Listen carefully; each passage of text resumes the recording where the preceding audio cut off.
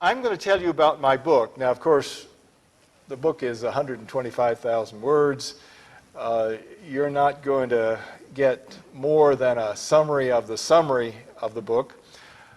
I'll try to give you what I consider to be the most important conclusions of the book, and enough of the evidence behind those conclusions to give those conclusions some plausibility in your mind, and hopefully stimulate your interest enough to actually look in more detail in the book.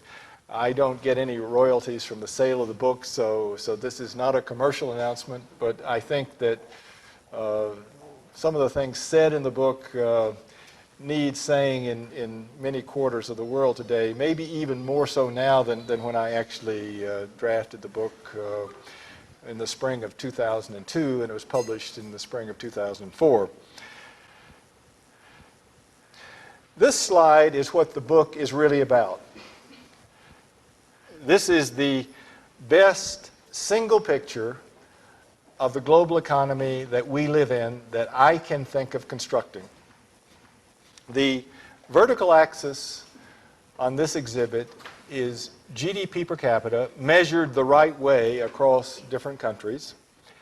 And the horizontal axis is the population of the world, all 6 billion people. And for each country, the height of the bar is its GDP per capita, and the width of the bar is proportional to its population. I've pondered and studied this chart for a long time, and the more I stare at it, the more it tells me. And I think I'm probably still not finished staring at it. But segmentation of a group depends on what naturally the data reveals to you. So I'll tell you what this data naturally reveals to me. It naturally reveals to me that the world in which we live is divided into 2 different segments.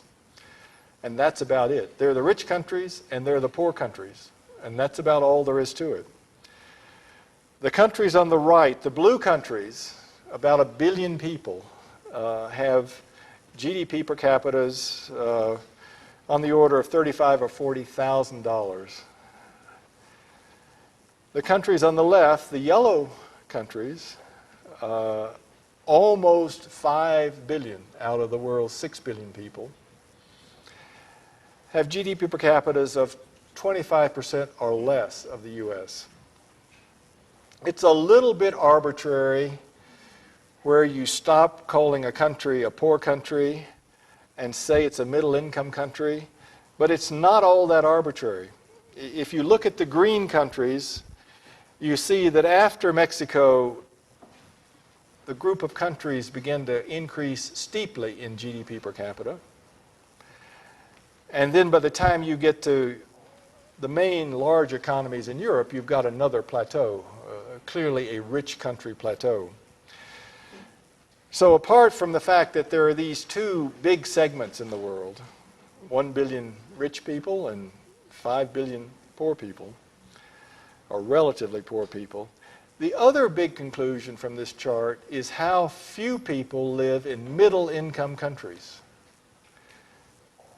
340 million out of 6 billion, 340 million people, or 5% of the world's population, live in countries whose GDP per capita comprises almost half of the total income distribution range in the world, if you count 0 as 0 and the U.S. at 100. 5% of the world's people live in a range of GDP per capita between 25% of the U.S. and 70% of the U.S. It is clearly a case of the missing middle. And the countries that are in the middle income group, almost all are special cases. They are unusual in some way or another. Poland is there, clearly a case of arrested development, having been held back from the general development in Europe by being a member of the Soviet Union. Spain is there, another case of arrested development, clearly in the middle historically of the great tradition of Europe, and yet under totalitarian regimes until quite recently, was not part of the development that occurred in Europe in the early parts after the Second World War. South Africa is an unusual country by any means, two different economies, a European economy and a typically African economy. It averages together to give a middle income per capita GDP. Korea, you could even argue, is a special case, although it is probably more a typical comprehensive economy than the rest. So it's very unusual to be a middle-income country now. There are very few of them, and they are special cases. A consequence of there being so few middle-income countries is that over the next 25 or 30 years, this means there are going to be very few additional rich countries. There are so few countries poised to become rich countries. And the great struggle in the world is for the poor countries, the yellow countries here on this chart, to become middle-income countries. And it is critically important that they do so. The shape of this curve, by and large, has not changed in the last 50 years. If you take the shape of this curve 50 years ago, it has roughly the same profile. We have not made much progress at all in closing the gap between the rich and the poor countries, quite contrary to what the generation that created the Bretton Woods institutions all assumed. They all assumed that economic convergence around the world would occur rapidly and swiftly and decisively, and that hasn't occurred. We got away with this situation over the past 50 years. We lived through it. Its consequences were not cataclysmic in any sense for the world, although it did lead to also a lot of difficulty for the countries that were poor. However, the next 50 years are different. We live in an era of globalization. The interaction between the rich and poor is fundamentally different today than it was 50 years ago. And the desperation, the frustration, the wounded pride, the envy in various combinations around the world among the poor countries is leading those countries to behave in very different ways. One of the ways is immigration. Immigration is a problem for the next 50 years in a fundamental way that it has not been in the past 50 years, and we don't know how to handle it. And then there are the more difficult, dangerous behaviors of those characteristics of some segments, hopefully extremists in these countries, lashing out at the success of the rich countries in frustration over the lack of success of their home countries. And so we cannot afford another 50 years like the past 50 years, because if we don't change the shape of this curve, then the political arrangements in the world 50 years from now will be fundamentally different. And my great concern is that the world will become more of an apartheid-like world, with the rich countries trying to wall themselves off from the poor countries. That's probably not possible, and it's certainly not a world in which any of us want to live. So, what do we do about this problem? How do you improve GDP per capita, really? Because we failed to do that on the scale that we needed to in the last 50 years. We know that there are two successful development paths. The middle set of countries in the more colorful lines are the Western democracies. They have all been on a development path that I call the high productivity development path. There is another development path, which I call in the book the Japanese development path, and Korea is following that path almost lockstep. That is a path based less on growth and productivity and more on increasing the inputs to economic activity, which generate then more output, the high input path. That path has been enormously successful. There's nothing I would say that would disparage what Japan has accomplished in the last 100 years. Japan is the only country in the last 100 years to go from poor to rich. However, we have learned in the last 20 years that as a country that grows primarily by inputs reaches close to the economic frontier, it has difficulties. And it has difficulties because it's part of a globalizing world and competing with countries where productivity is considerably higher. An illustration of this is Korea.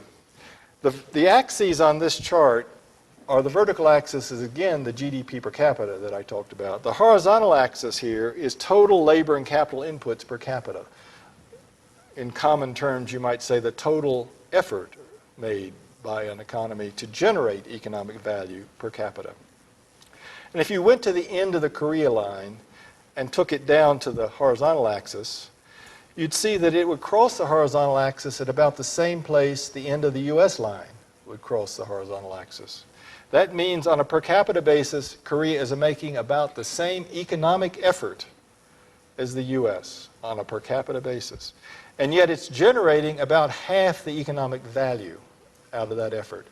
Now, economists would call this, in jargon terms, total factor productivity, because the slope of any line on this curve from the origin to any point is total factor productivity.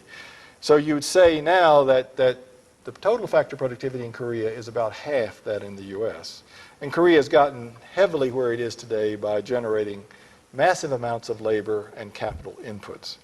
The problem is if your total factor productivity is half of economies that you're competing with, in part for global finance, you have more trouble repaying international loans than other countries do. And of course, this is what got Korea into great trouble in 1998. Japan has avoided running into this particular problem because it basically got through its period of repaying the money it had borrowed from the rest of the world thanks to a class of entrepreneurs in the automobile, consumer electronics, and machine tool industries that the world has probably never seen anywhere else before and may never see again. But they generated and earned so much foreign exchange for Japan that they paid off their debts before they began to run into trouble in the late 80s. And of course, most of the rest of the countries in the world are down near the origin of this graph. They're not on a development path yet. They're struggling to marshal labor and capital in enough amounts and use it productively enough in order to get off the ground floor. So we know that development can occur. What is keeping so many countries from getting on one of these paths to high levels of GDP per capita? Well, if we get slightly analytical for a moment, it is an absolute identity that GDP per capita is equal to the employment per capita, the fraction of people who work, times the productivity of those people who do work. This is obviously not a new insight in any regard, and economists have spent huge amounts of effort trying to tease out of all the publicly available data why labor productivity varies so much around the world. And they do that because the fraction of people who work is roughly the same. It's not identical, but it's roughly the same around the world, and virtually all the variation in GDP per capita comes from variation in productivity. And they look at factors such as the skill level of personnel with a proxy of education levels. They look at the amount of capital, and they try to do proxies of technology. They look at scale and capacity utilization. The one thing that they can't look at, but which can be very, very important, is the way resources are organized in order to create economic value, either in manufacture or in services. But the statistical analyses in trying to relate these causal factors to differences in labor productivity have been, at best, modestly successful and by and large have not served the purpose of explaining the differences in labor productivity. A lot of this work has led to so-called residual factors that mean that the factors that economists can put into these regressions or statistical analysis end up explaining at most half of the variation, and in some cases almost nothing. I talked to Ed Dennison at Brookings just before he died in 1990 about his work in this area, and he was really the pioneer who did most of this work, and it was just amazing to see this person who devoted so much of his career to this kind of work. And he was very encouraged by the project we were undertaking, which was to understand at the microeconomic level what was happening, because he said, we have begun to suspect that the answer lies in the way resources are organized, not so much in the amount of resources that are actually applied. And of course, that's what we found. By far, after 113 case studies in 13 countries and 10 years of work, that the organization of functions and tasks, the way resources are applied as opposed to the amounts of them, is far more important. My book has 10 conclusions. I'm going to race through 6 conclusions, and you don't have to read them here because I'm going to go through every one at a time.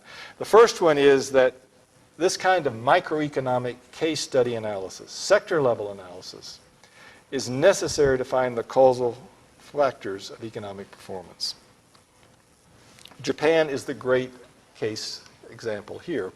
This chart shows for the 11 case studies of services and manufacturing industries we did in Japan, on the vertical axis is the relative productivity level of each sector in Japan relative to the corresponding sector in the US. On the horizontal axis is the fraction of the total employment in these 11 sectors represented by each specific sector. The width of the bar for each sector is proportional to its employment. And what this shows is that Japan has a dual economy. In about half of its manufacturing sector, Japan has the highest productivity in the world, without question. Steel, automobile, parts and assembly, machine tools, consumer electronics. There's another part of manufacturing we don't see much of that's not internationally traded on a heavily basis, and that's food processing. The largest manufacturing sector in every country we studied was food processing. There are more Japanese workers in food processing than in steel, machine tools, and consumer electronics added together.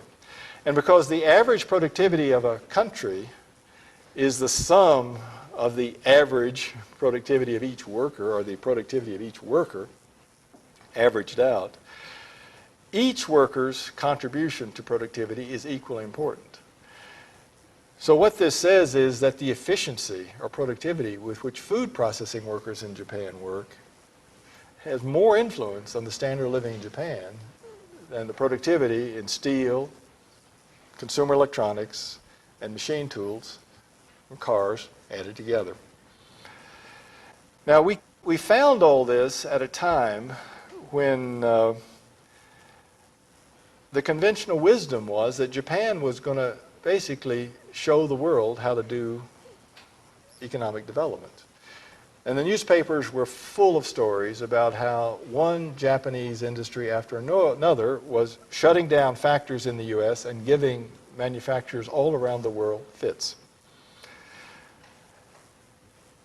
And that the US was going to have to change its model of economic behavior or fall behind.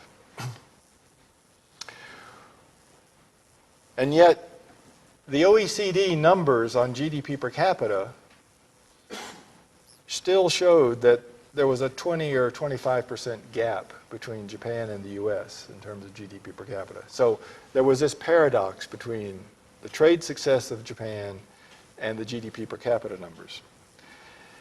And what this chart did was essentially resolve the paradox. It said, yes, the trade success was real, and that the Japanese earned their trade success the old-fashioned way. They did it because they were more productive than anybody else. But what it also showed was that there was a lot of Japan that wasn't involved in international trade and that was hidden from essentially the global view.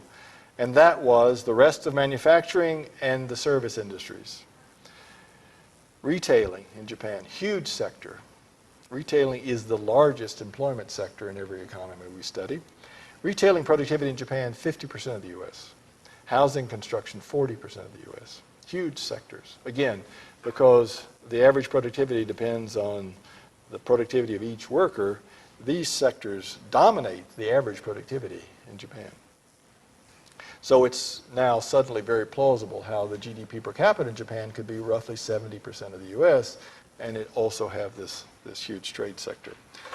So this illustrated and proved the value and the necessity of this kind of analysis to understand economic performance.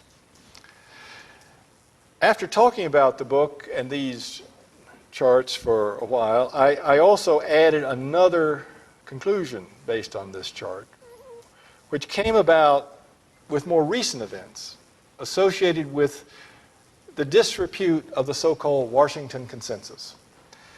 Many of you in the room will know that in the very early 1990s, associated primarily with the fall of the Soviet Union and the wave of both democracy and market opening that occurred around the world, there became a consensus of views in Washington among the international institutions and the U.S. government about good economic behavior, good economic rules and regulations and laws that would create good performance.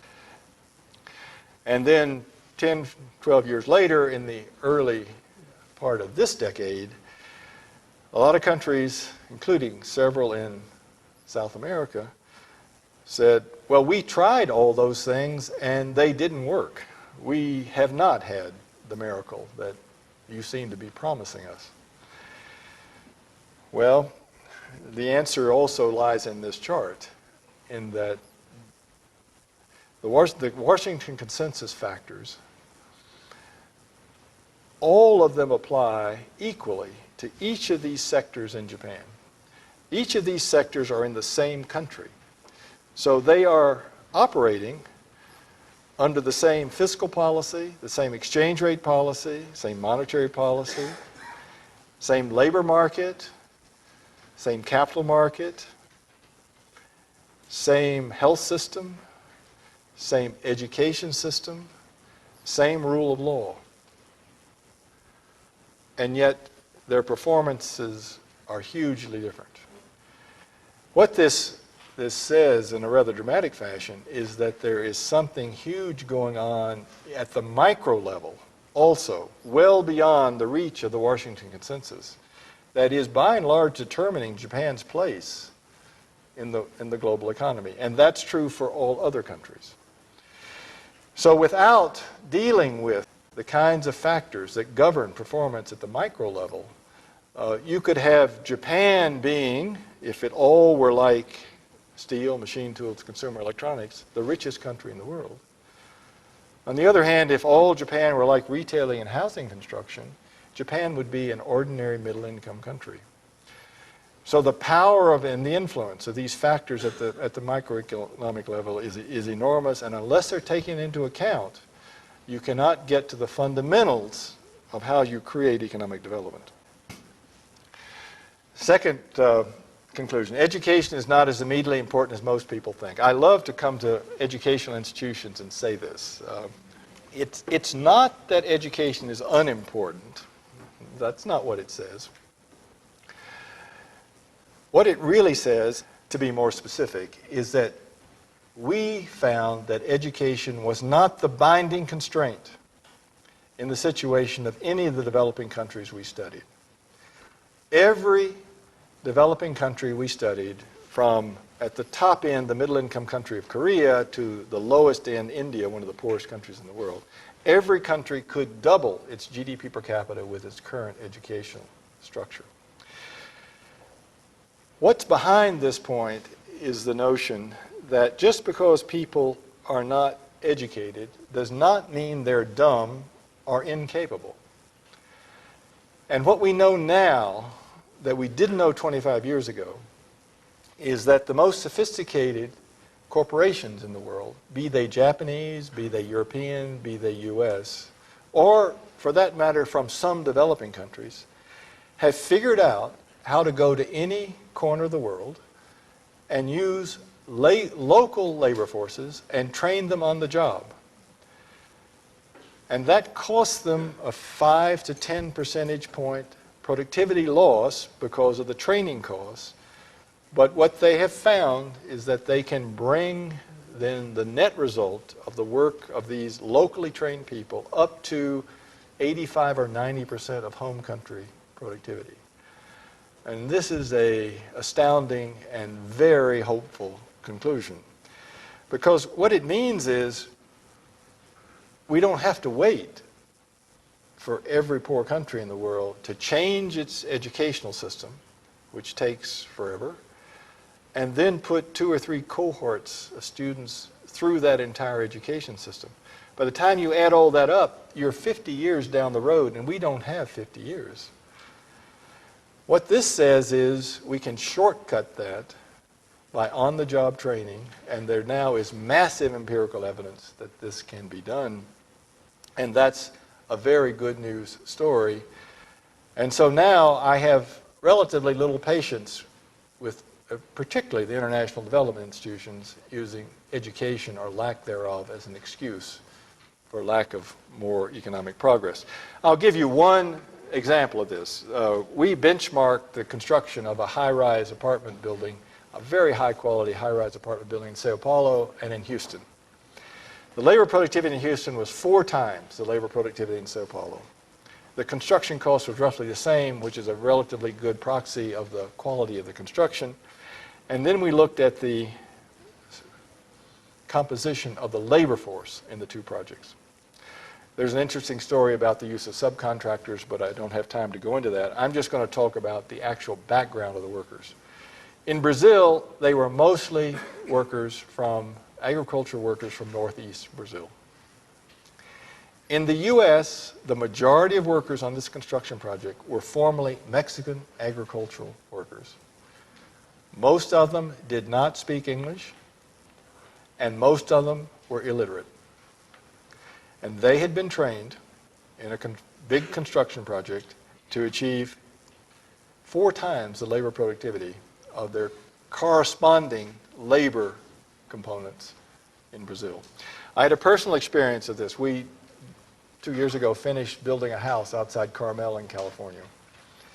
It's an arts and crafts house, and it's got some very complicated carpentry work. And in the middle of it is this huge beam that has to intersect another beam, and so there's an angled cut so that the 2 big glulam beams fit together. And I was flying out from Washington and watching the construction and making all sorts of those decisions you have to make when you build a house. And the carpenter was about to embark on one of these huge diagonal cuts. And I thought I'd just go over and ask him how he knew the angle was right, because if he missed the angle, he was going to ruin the whole beam.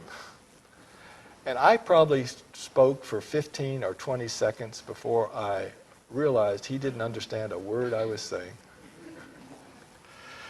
And this is just outside Carmel and all that goes on there in Monterey. The third conclusion, distortions in competition in product markets are more important than labor or capital market problems. This is one of the newest and most important conclusions in the book. Product markets don't get much attention in economic research because they are so difficult to get at. There's a huge amount of public available data on labor markets and a huge amount of public available data on capital markets. But the product markets are segmented into, in the U.S., roughly 60 separate, totally independent or virtually totally independent markets on which you need to have extremely comprehensive information to make any sense out of. And that is something that traditionally just cannot be reached by most economists in the way they work. I'll illustrate what I mean by this with a couple of examples. This is a chart for the U.S. commercial banking industry over time through the period of deregulation. Now, back in the 70s, in the great malaise of the U.S. economy, there were really three very large, sleepy oligopolies that didn't have nearly enough competition to stimulate progress. Steel and automobiles have gotten a lot of attention, but there was also a similar sleepy oligopoly in commercial banking, especially in the big money center banks in New York. These banks could not, by law, compete on price. The rate on deposit accounts was fixed, and so they competed on the sociability of the tellers, the convenience of the branch offices, the quality of the coffee, I don't know what. Those conditions exist still in some quarters of the world. And so productivity before 1981 didn't change much in commercial banking. Output went up and employment went up, but productivity didn't change much. In the late 70s, some of you will remember that the money market interest rate in the U.S. went up well above the fixed deposit interest rate of 5%. Money market rate was up around 9%. So some very entrepreneurial money market mutual fund people in New York said, well, suppose we offered checking services on our money market accounts. And so they did. And some of us switched our money, took our money out of the commercial banks and put it into these money market mutual fund checking accounts. And to the credit of the Federal Reserve, it said this is not obviously a violation of banking laws. It's obviously in the interest of consumers. We're going to let it roll. And so more people switched.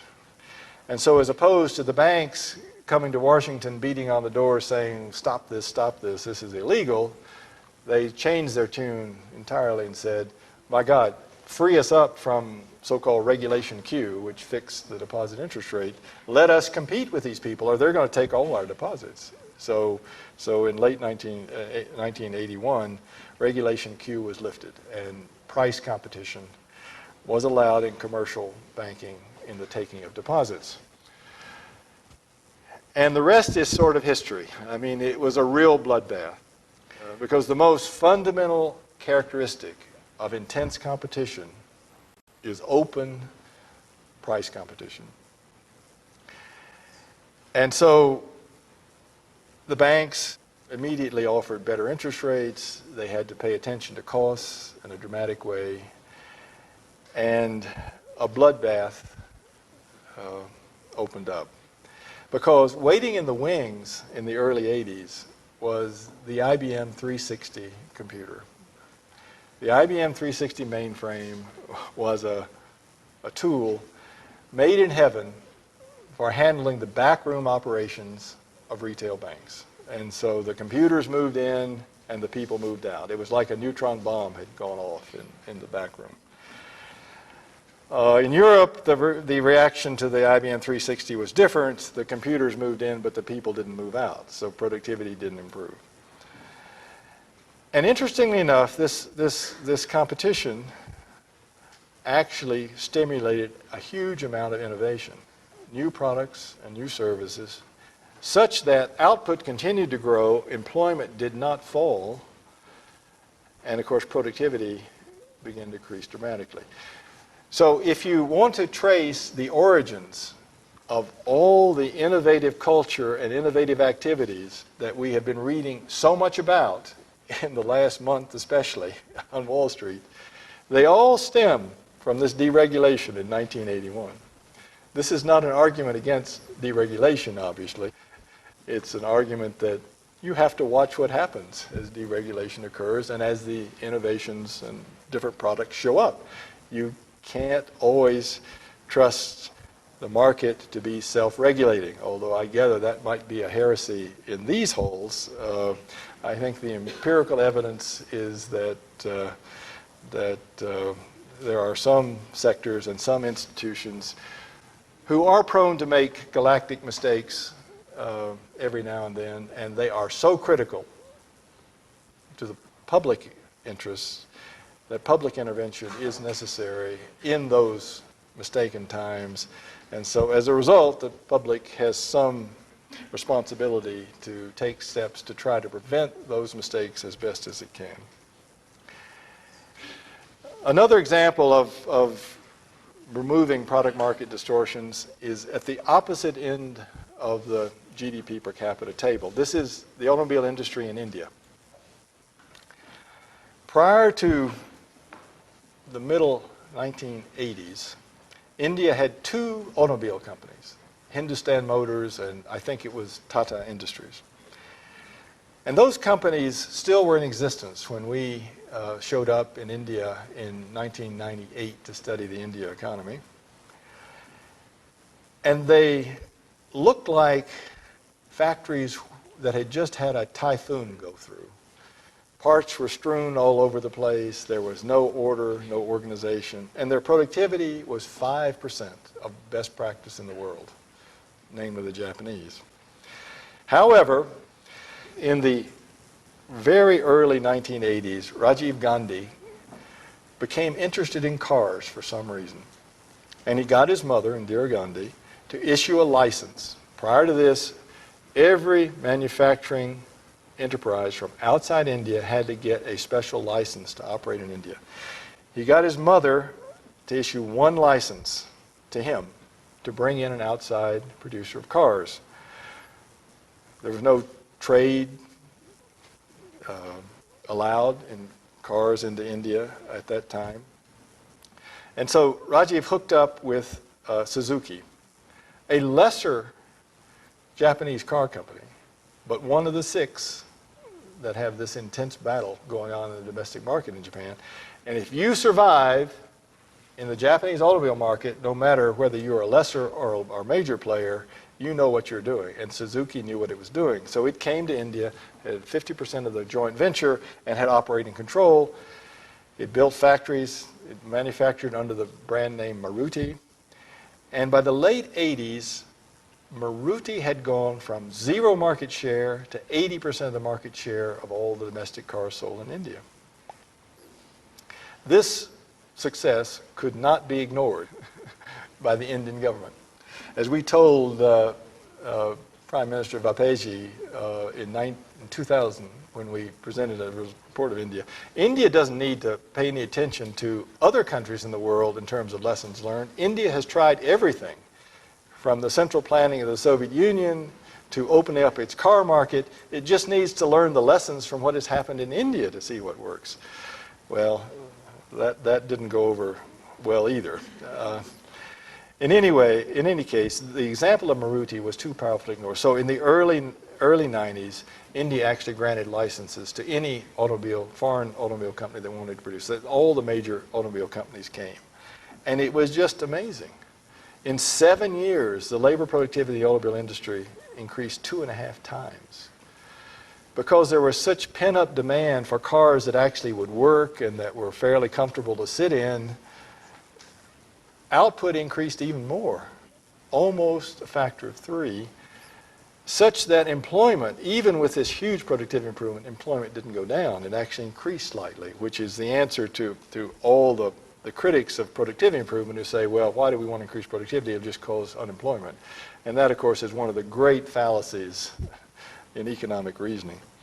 So in India, releasing a product market constraint on prohibiting foreign competition and opening up for trade in the product market made a huge difference. And this is just case after case after case. So that now one of our hallmark measures of accomplishment is that whereas before the McKinsey Global Institute, The Economist magazine always referred to the labor and capital markets, the distortions in the labor and capital markets causing problems. They now refer to distortions in the labor, capital, and product market. This next conclusion is perhaps not so relevant now for developing countries. This is primarily a message when I talk to Europeans. But distorting markets to achieve social equity objectives is usually a bad idea. It's not that the social equity objectives are a bad idea. It's that in every case we studied in detail, there were other ways of achieving the social equity objectives or coming close to it without distorting markets and incurring the economic penalties that came along with the distortion of markets. By far the best example of this is the minimum wage.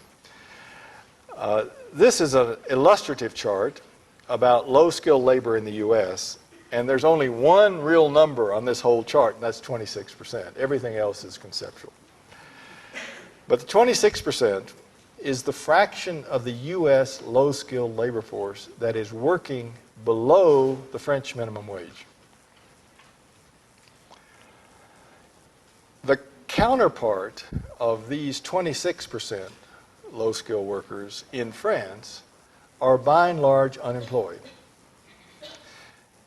And the reason they're unemployed is that in order to employ them, French firms have to pay them the high French minimum wage,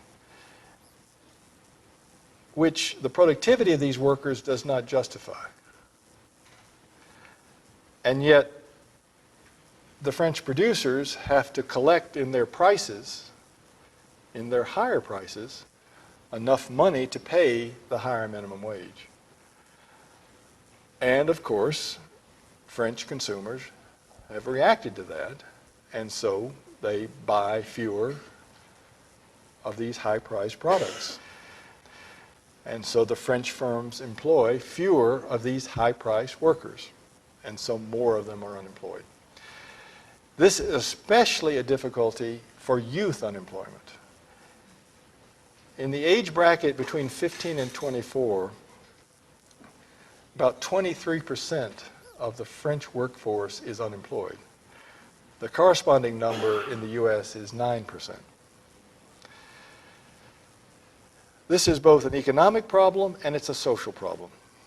The economic problem is that these people aren't contributing to GDP in France. They are contributing to GDP in the U.S.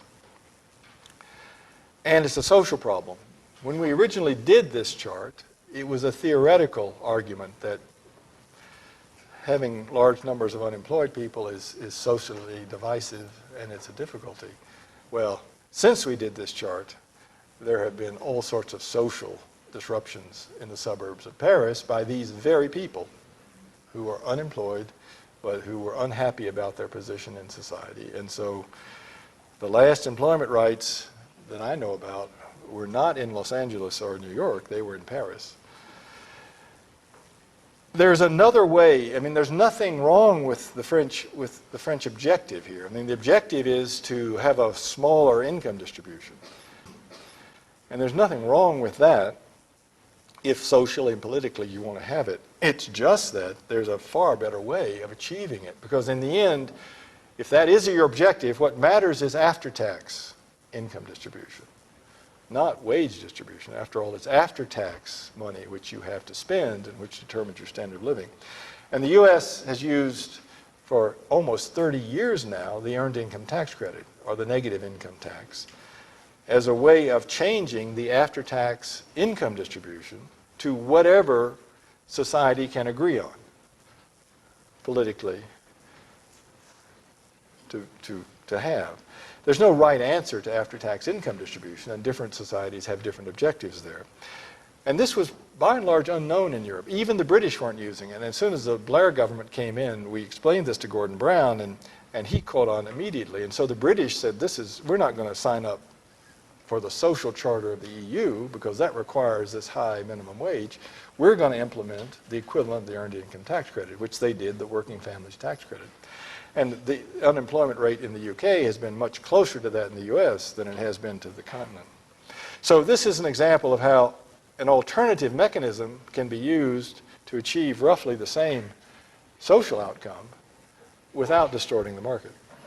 This next conclusion is a very new conclusion. And actually, we don't know how to handle this conclusion because we point out a difficulty for poor countries that we don't know how to suggest they deal with. The head of the conclusion is that today's big governments in poor countries are a handicap that today's rich countries did not have when they were poor. Now, what does that mean? Well, if you look at government spending as a fraction of GDP and transpose the rich countries back in terms of GDP per capita to the time at which they had roughly the GDP per capitas of developing countries today, you transpose France and the US back to 1913 and Japan back to 1950. And of course, you see that these big developing countries, Brazil, India, and Russia, have far higher government spending as a fraction of GDP than the developed countries had when they were poor. Now, why does this make a difference? Well, it makes a difference because if you have government this big, you have to finance it in some way. And the way you finance government mostly is through taxes. And poor countries, developing countries, have great difficulty running efficient personal income tax systems. They have to raise most of their tax money through taxes that run through corporations. And this is not just profit taxes, but it's also sales taxes, value-added taxes, employment taxes. 200 years ago, when the U.S. first had a government big enough that it had to finance, it started taxing corporations to raise the money. It wasn't out of philosophical principle or for some conceptual reason. It was because corporations were the only bodies that the government knew where they were and where they kept their money. And so if they didn't pay their taxes, they knew where to go to ask them why not, and if they still refused, they knew where to go to get their money. It was impossible to tax individuals at that scale. So Brazil, India, and Russia raised most of their money to finance their governments this way. Now, why does that matter? Well, it matters because they can only go to the organized, large, formal companies and corporations to get their money. Those that are part of the tax system. Those are the companies under government oversight. And yet, each of these countries has significant amounts of informal activities doing the same thing as the formal, organized, more productive firms do. And yet, these formal, organized companies have to compete by paying taxes and collecting in their prices the sales tax, the value-added tax, so on and so forth, and the informal don't. So today, in these developing countries, the formal, more productive firms have a great deal of difficulty taking market share away from informal firms because they have great difficulty pricing below them because they have to build into the price all these additional factors. We first got onto this in Brazil about why were modern, more productive forms of retailing not expanding faster. Their productivity advantage was huge, so they should be expanding much faster. And so we came into this. Then we got to Russia, and we found that it wasn't that they weren't expanding, it was that they didn't exist. They couldn't even enter the market. And the same thing in India. Okay. But then this has to have been true for every country at that stage of development. They collected their taxes for the corporations.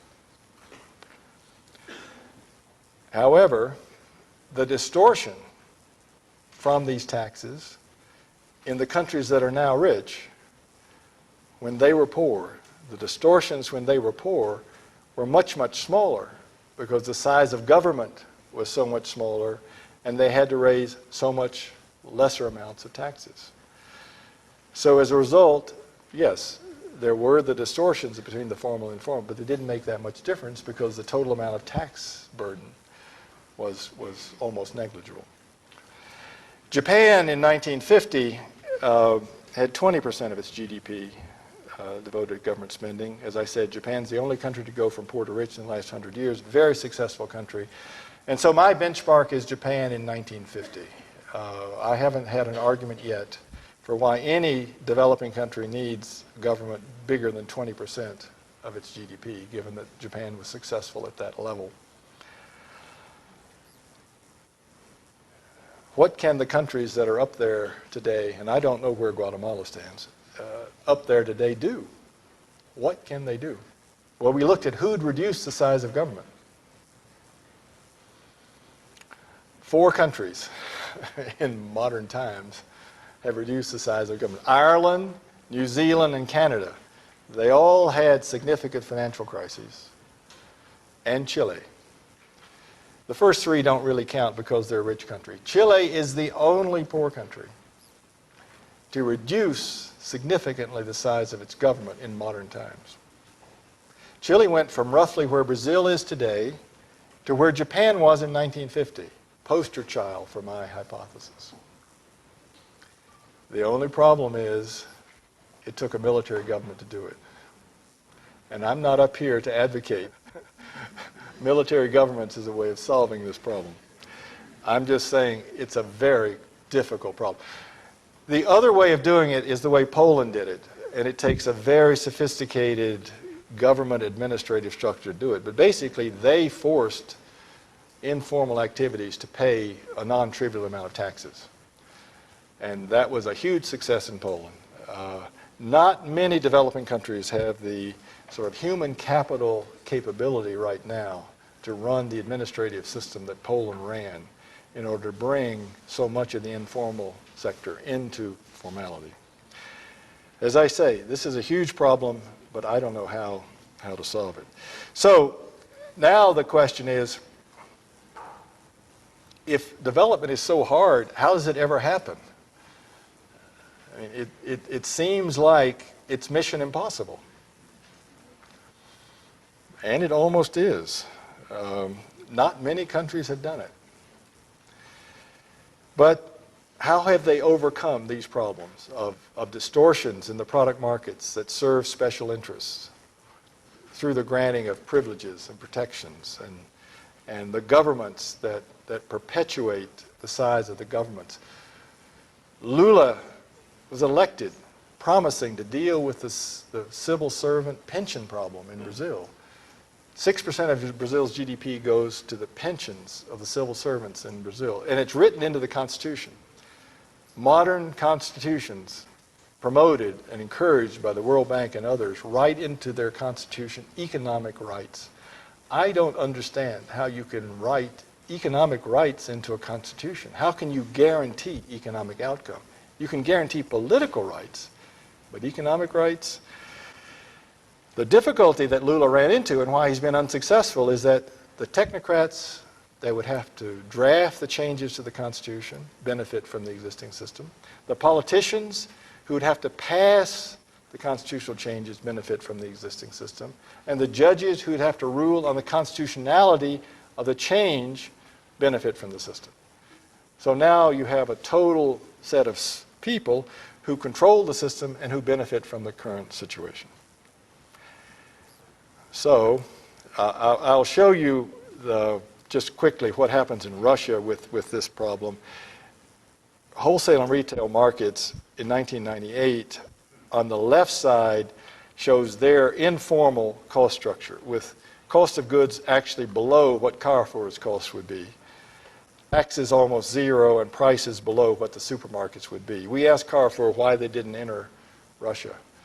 They said because we can deal with red tape, we can deal with bribery, hey, we're French. We can even deal with the threat of physical security to our people. We're a big, tough company.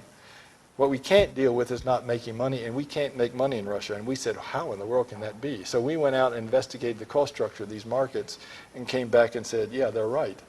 You can't make money.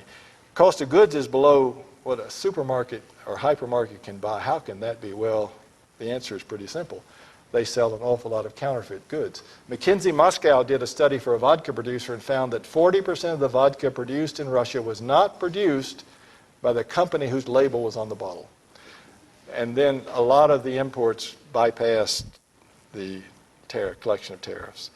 So as long as that exists, this distortion between informality and formality, you don't get progress. And in Brazil, as you can see, over time, Brazil's going in the wrong direction. Informality is increasing and formality is decreasing. And of course, it's the formal employment that is the big productive way of doing things. Okay. The way countries overcome this, in the few examples of where it has occurred, is that consumers are the only political force that can stand up to all these interests stacked up against development. The producer interests, the incumbents that we've talked about, big government we've talked about, all the forces that in a systematic, what's called systemic corruption way, self-perpetuate themselves. And then the technocratic, political, and business and intellectual elites that self-perpetuate the existing system. And I just went through that, how in Brazil it's so hard to change the pensions. The reason consumers are the only political force is that consumers are everybody. They vote. And if you have a democracy, in some sense, consumers can change the people who make the laws and who make the regulations because they vote. What motivates consumers to do that? Consumers have to feel like they have rights. And here there's a long and interesting, to me at least, historical story about the evolution of the political philosophy of individual rights in the Western democracies, which perhaps most dramatically manifests itself immediately after the American Revolution when there was an explosion of consumerism. Consumerism didn't come to the U.S. with Walmart, it came with the Revolution. Prior to that, the feudal systems in Europe, the landed aristocrats viewed consumption as a luxury to which they were entitled, and everybody else was entitled to subsistence, enough food and shelter to survive, with presumably some reward in the afterlife. Well, suddenly in 1780s, a few million farmers in the U.S. suddenly said, well, we have the right to consumption too. We can be consumers, and we can demand that we can buy things from people if we want to, and we can buy it, we want to buy at the lowest price, and if somebody can give us something and they're not in the market now and they want to come in, they should have the right to come in because we'll benefit from their lower prices. So by the time the Industrial Revolution came along, the U.S. was in a very different position to deal with the abuses of the trusts, and the Sherman Act of 1890 probably had more good competition law with regard to creating level playing fields in product markets than most countries have today. It's been so long ago that many of us have forgotten actually the origins of where these things came from. But what politicians in the U.S. learned was that by campaigning on the basis of consumer rights, they could be successful politically. And it's amazing. I got a Yale Law School student to go back through the historical record and just see how prominent politicians in the U.S. had campaigned. In 1906, over 100 years ago, a very prominent senator in the U.S. Senate, in his maiden speech on the Senate floor, said the welfare of all the people as consumers should be the supreme consideration of the government. How many politicians around the world say anything close to that even today? 1914, Walter Lippmann, who's viewed as the premier commentator on the U.S. scene of the first half of the 20th century, we hear a great deal about the class consciousness of labor. My own observation is that in America today, consumers' consciousness is growing very much faster. The U.S. never developed the political split between capital and labor that so many political systems did develop. And the reason for that is that consumers viewed both labor and capital as special interests. Neither were to be trusted, both needed to be governed from the point of view of the consumer. 1932, Franklin Roosevelt, I believe we're at the threshold of a fundamental change in our popular economic thought. In the future, we're going to think less about the producer and more about the consumer. And John Kennedy, when he was campaigning for president in 1960, and I heard him say this, the consumer is the only man in our economy without a high-powered lobbyist. I intend to be that lobbyist.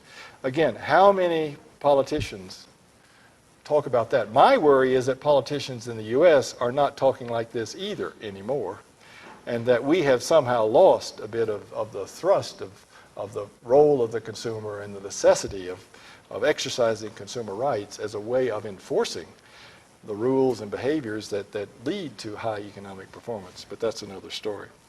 So all this is why it's so difficult. All this is why it's possible. But it all goes back to more fundamental things that underlie both economic performance and democracy. There is a more fundamental layer that is necessary in order to achieve effectiveness on both dimensions. And that's that's a fundamental political philosophy based on individual rights and for it to be broadly held in society.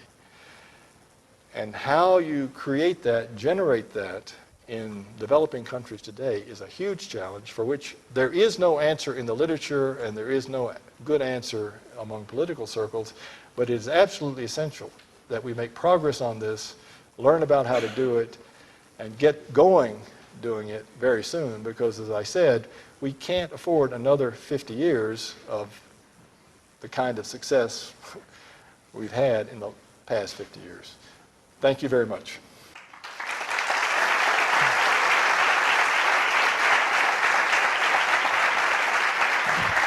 Professor Lewis, thank you for a marvelous presentation. What I liked most was that you got to the conclusions really early in the game, not like most talks where we have to wait for the bitter end to learn the conclusions. I have a technical question. Don't we lose something by emphasizing labor productivity, which includes as a secondary element capital productivity? Wouldn't we have some astounding information available in your charts if we also had a separate measure for capital productivity?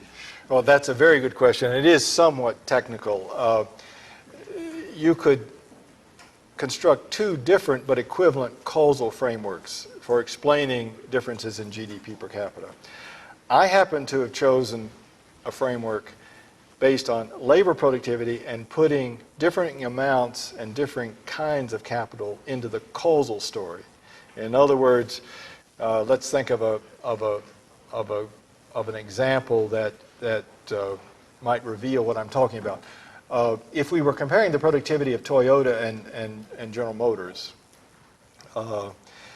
we would measure their labor productivity, and then we would look at, and because Toyota has much higher labor productivity than General Motors, we would then look at the amount of capital or capital intensity, that's the amount of capital per working hour, that Toyota had and that General Motors had, to see if by any chance it was higher capital intensity that explained Toyota's higher labor productivity. It's a good example because, in fact, what we found was that Toyota's capital intensity was less than General Motors, that Toyota actually used fewer robots than General Motors did. So the differences in capital did not explain the differences in labor productivity, so we had to move on to other factors to explain it. But you're right, you could have constructed a total factor productivity framework, and we actually did a separate project that we called capital productivity, and we looked at the capital productivity of these different countries and laid out the labor productivity. Zvi Grilikus always was on our advisory committee and was always unhappy about that because he thought labor productivity was somehow more fundamental. But Bob Solow stuck with us and said, look, Zvi, it's all symmetric. If you can look at labor productivity and construct a causal framework to explain it, you can also look at capital productivity and have a complete causal framework to explain it. So I think we're okay on analytical grounds, but we could have done it differently. That's absolutely true. Yes, in the first graphic. In the chart of the whole world. The chart, yeah. If you use the PPP values, the power parity, purchasing power parity. Yes. Right. What happened? There is any significant change? I mean, since that date? Yeah. There actually has been one dramatic change in purchasing power parity exchange rate since then, but it's one that probably you may not be expecting. The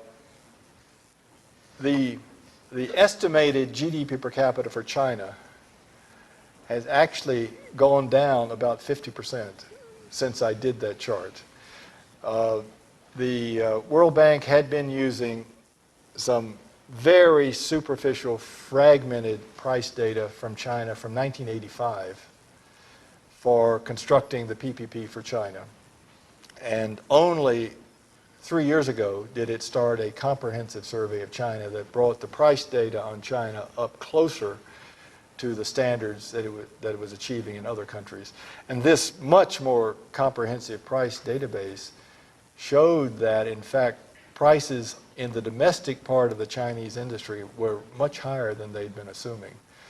So that lowered the real volumes in China to the point that the next time they put out their numbers and that we show this chart, China's GDP per capita is not going to be much higher than India. This has nothing to say with the growth rate about China. This is the level of its GDP per capita. None of this affects the growth rates we've been looking at, but it does say China is starting from an even lower base than we thought. But for the other countries, the data has been good for a long time, and these change very slowly.